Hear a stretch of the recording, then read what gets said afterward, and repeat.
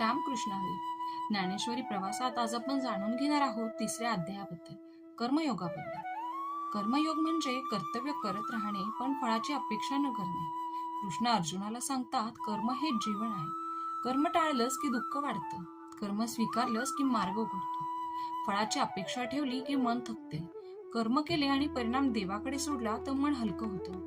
3रा अध्याय शिकवतो, काम करताना अहंकार धरू नको, कर्तव्याला भक्ती मान.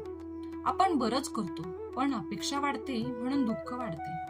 ज्ञानेश्वरीत माऊली सांगता, आपुला हेतू सोडून जे जे कर्म करी तेची कर्म मुक्त होईल. स्वार्थ अहंकार सोडून केलेलं कर्म माणसाला मुक्तीकडे नेतं. ही ओवी कर्मयोगाचा संपूर्ण अर्थ एका ओळीत सांगते. 3रा अध्याय आपल्याला शिकवतो, फळाची अपेक्षा न ठेवता कर्म करत राहणे, कारण कर्म म्हणजे भक्ती आणि भक्तीचं फळ नेहमी शांतता असते. रामकृष्ण.